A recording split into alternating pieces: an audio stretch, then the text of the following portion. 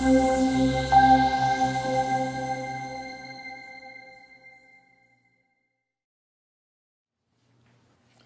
right, so now you're ready to get outside the building.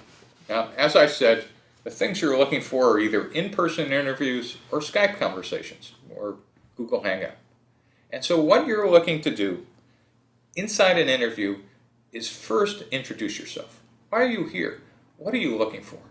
And I have to tell you that these discovery interviews are really sometimes very disconcerting, particularly in large companies where they can't believe you don't want to sell them something. In fact, they're kind of looking around for, where's the product, where's the demo, where's the PowerPoint? And so therefore it's kind of helpful to explain, listen, I'm happy to try to sell you something, but I'm really here to listen to you because I'm trying to understand how your business works and potentially how can I make it better. So setting that scene both in phone calls or emails and when you set up the meeting, or else you might end up with 15 people in a boardroom expecting a major presentation. You want to make these as casual as you can make them. And in fact, if you're going into large companies, instead of meeting in someone's office, meeting in the cafeteria or taking them out for coffee, kind of reduces the formal, give me the presentation style that people tend to expect.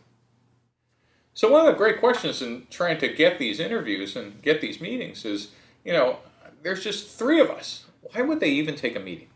And there's a couple ways to do that. Number one is if you're a venture-funded company, you could always drop the names of your VC firm and your advisors, and you have this cloud of whatever, and people are impressed, and that's great. And if you're the 0.001% of the startups in the world, then you don't have this problem. But what if there really are three of you, and this is before you've raised any money? Well, instead of telling people that you're there and they ought to take the meeting because you're important, you need to convince them that they want the meeting because you think they're important.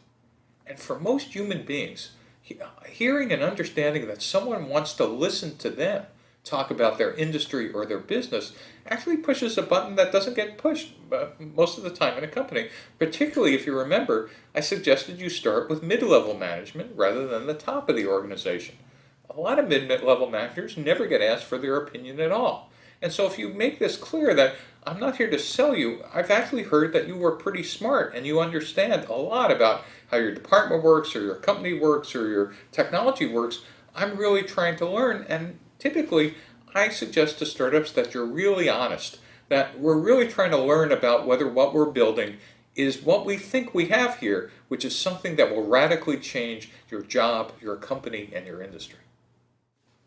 When you first start discovery, you'll probably be like me when I first started. I actually would go in and hold a list of questions to myself, going down the list, making sure I asked all the questions the same way to all the customers.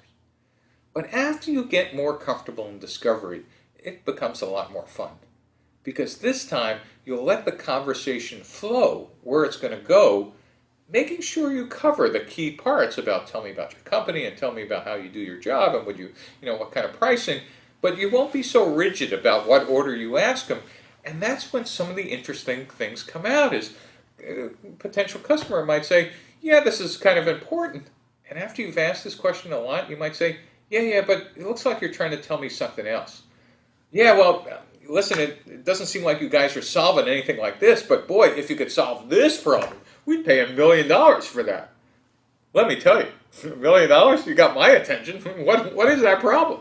That's a great way to eventually let the conversations go where they want to go. 90% of the time, that was a waste of time.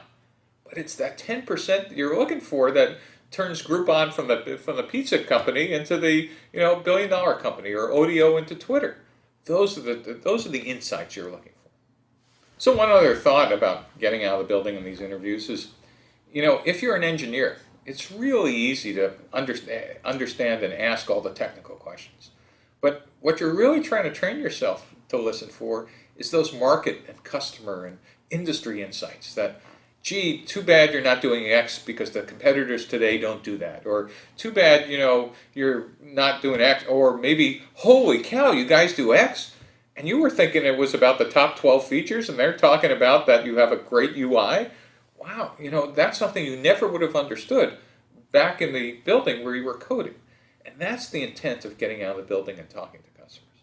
So one of the interesting questions is, should you record the interviews?